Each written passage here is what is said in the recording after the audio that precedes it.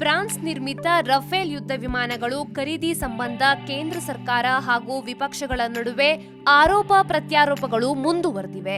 ಈ ನಡುವೆ ಭಾರತೀಯ ವಾಯುಸೇನೆಗೆ ರಫೇಲ್ ವಿಮಾನಗಳು ಮುಂದಿನ ಸೆಪ್ಟೆಂಬರ್ ತಿಂಗಳೊಳಗೆ ಸೇರ್ಪಡೆಗೊಳ್ಳಲಿವೆ ಎಂದು air chief marshal BS Dhanoa ಹೇಳಿದ್ದಾರೆ. ಕೊಯಮತ್ತೂರಿನಲ್ಲಿ ನಡೆದ ಸುದ್ದಿಗೋಷ್ಠಿಯಲ್ಲಿ ಮಾತನಾಡಿದ ವಾಯುಪಡೆ ಮುಖ್ಯಸ್ಥ air chief marshal BS Dhanoa ಈ ವಿಷಯವನ್ನ ತಿಳಿಸಿದ್ದಾರೆ. ಕೇಂದ್ರ ಸರ್ಕಾರ ಭಾರತೀಯ ವಾಯುಪಡೆಯನ್ನ ಸಮಗ್ರವಾಗಿ ಸುಧಾರಿಸಲು ಕೇಂದ್ರ ಸರ್ಕಾರ ನಿರ್ಧಾರ ಮಾಡಿದೆ. ಇದಕ್ಕಾಗಿ ಸರ್ಕಾರ ಅತ್ಯಾಧುನಿಕ ವ್ಯವಸ್ಥೆಯುಳ್ಳ ಯುದ್ಧ ವಿಮಾನಗಳು ಮತ್ತಿತರ ಶಸ್ತ್ರಾಸ್ತ್ರಗಳ ಖರೀದಿ ಜಾರಿಯಲ್ಲಿದೆ ಎಂದಿದ್ದಾರೆ. ಫ್ರಾನ್ಸ್ನ ಡಸಾಲ್ಟ್ ಏವಿಯೇಷನ್ ಸಂಸ್ಥೆ ನಿರ್ಮಿತ 36 ರಫೇಲ್ ಯುದ್ಧ ವಿಮಾನಗಳನ್ನ ಖರೀದಿಸಲಾಗುತ್ತಿದೆ. ಈ ಮೂಲಕ ರಷ್ಯಾ ನಿರ್ಮಿತ ಯುದ್ಧ ವಿಮಾನಗಳ ಬಳಕೆ ಕಡಿಮೆಯಾಗಲಿವೆ. ರಫೇಲ್ ವಿಮಾನ ನಿರ್ಮಿಸಿರುವ ಡಸಾಲ್ಟ್ ಏವಿಯೇಷನ್ ಸಂಸ್ಥೆಯೇ ಮಿರಾಜ್ 2000 ನಿರ್ಮಿಸಿದ್ದು ಎಂಬುದನ್ನ ಮರೆಯುವಂತಿಲ್ಲ.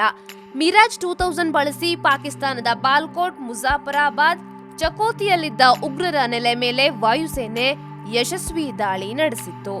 ಇನ್ನು ವಿಂಗ್ ಕಮಾಂಡರ್ ಅಭಿನಂದನ್ ವರ್ಧಮಾನ್ ಅವರು ಬಳಸಿದ್ದ MiG-21 ಬೈಸನ್ ಬಗ್ಗೆ ಬಂದಿರುವ ಅಪಸ್ವರಕ್ಕೆ ಧನೋವಾ ಅವರು ಪ್ರತಿಕ್ರಿಯೆ ನೀಡಿ, ಅದು ಅತ್ಯಂತ ಸಮರ್ಥ ಯುದ್ಧ ವಿಮಾನ, ಉತ್ತಮ ರಾಡಾರ್ ವ್ಯವಸ್ಥೆ, ಆಕಾಶದಿಂದ ಆಕಾಶಕ್ಕೆ ನೆಗೆಯುವ ಕ್ಷಿಪಣಿಗಳಿವೆ, ಅತ್ಯುತ್ತಮ ಶಸ್ತ್ರಾಸ್ತ್ರಗಳು ಇವೆ ಎಂದಿದ್ದಾರೆ.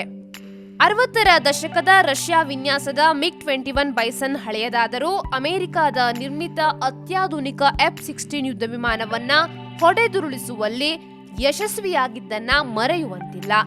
ಇನ್ನು ವಿಂಗ್ ಕಮಾಂಡರ್ ಅಭಿನಂದನ್ ವರ್ಧಮಾನ್ ಅವರು ಬಳಸಿದ್ದ MiG-21 ಬೈಸನ್ ಬಗ್ಗೆ ಬಂದಿರುವ ಅಪಸ್ವರಕ್ಕೆ ಧನೋವಾ ಅವರು ಪ್ರತಿಕ್ರಿಯಿಸಿ, ಅದು ಅತ್ಯಂತ ಸಮರ್ಥ ಯುದ್ಧ ವಿಮಾನ, ಉತ್ತಮ ರಾಡಾರ್ ವ್ಯವಸ್ಥೆ, ಆಕಾಶದಿಂದ ಆಕಾಶಕ್ಕೆ ನೆಗೆಯುವ ಕ್ಷಿಪಣಿಗಳಿವೆ, ಅತ್ಯುತ್ತಮ ಶಸ್ತ್ರಾಸ್ತ್ರಗಳು ಇವೆ ಎಂದು ಏರ್ ಚೀಫ್ ಮಾರ್ಷಲ್ ಧನೋವಾ ಹೇಳಿದ್ದಾರೆ.